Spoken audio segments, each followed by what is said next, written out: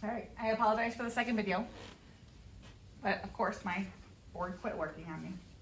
So if I go onto the second page, or the back side, number 5 says, how many marbles must be added to reach a level of 100 milliliters? How did you determine this?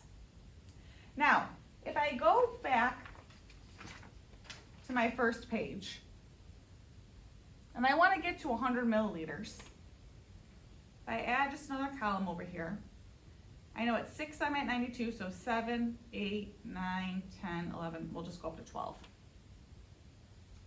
So at 6 it's at 92, so 7 would be 94, 96, 98, 100, 102, 104. I'm just continuing that rate of change. I'm adding 2 every single time. So how many marbles must be added to reach a level of 100 milliliters was the question. 100 milliliters would give me 10 marbles. So this is 10 marbles. It says, how did you determine this? I extended the table. Now, in this situation, it's easy to extend the table because I'm only going to 10 marbles. Now, if they were to ask me how many marbles would reach 500 milliliters or 1,000 milliliters, that would take me some more time. I would have to extend it quite a bit. So we actually can create an equation that would make things simpler and much faster for us. We have an equation of y equals mx plus b. This equation is used for linear relationships. So things that have a constant, things that if I were to graph would be a straight line, I could use the equation y equals mx plus b. The m, you could call rate of change, which you've heard in 7th grade, or constant of proportionality. We also call it a constant, or we call it constant rate of change. I'm abbreviating with CRC there, constant rate of change. Or in other words, we call it slope. So it has quite a few names, but they all mean the same thing. It's all the m. It's all how much it's going up or down by every single time. The b is your y-intercept,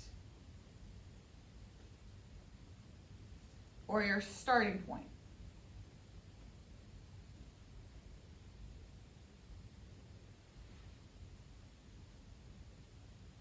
So in this case, my constant was 2 milliliters. It went up every single time by 2 milliliters. So in that m spot, I'm substituting the 2 in.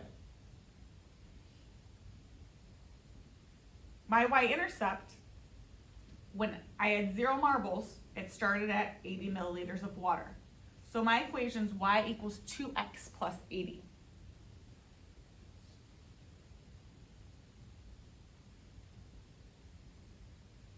Question 6 says, how would you determine how many marbles are needed to reach any given level of water in the cylinder?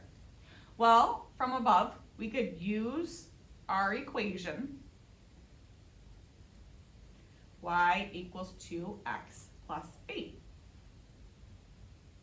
We could plug it in. Our x was the number of marbles, our y was the water level.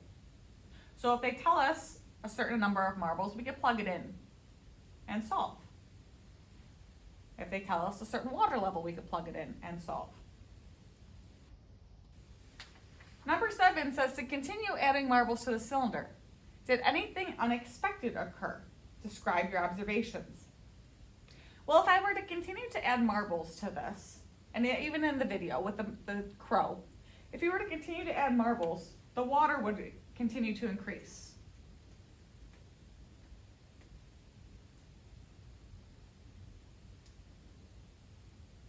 But the water would only increase to a certain amount.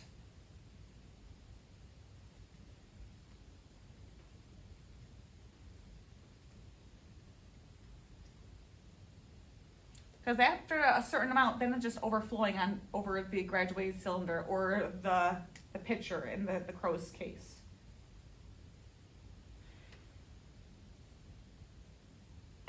thing is I can only add a certain amount of marbles. Once I reach the level to the top of the pitcher, I can no longer add any more marbles.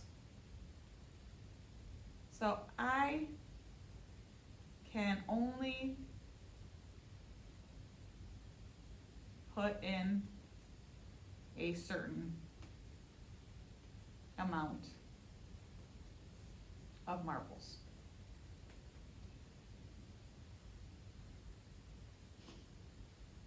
And last but not least, they're asking about limitations and restrictions. What are the limitations or restrictions on the number of marbles and on the level of water? Well, I can only fit a certain amount. I can only fit a certain amount of marbles. And in my graduated cylinder experiment, I actually did it, and it would only fit 22. That was the most amount of marbles I could actually fit inside of there. And it only fit a certain amount of water. And my graduated cylinder goes up to 115 milliliters. So it can only hold that amount of water. Anything beyond that would be a restriction. I can't go anything further than 22 marbles or 115 milliliters.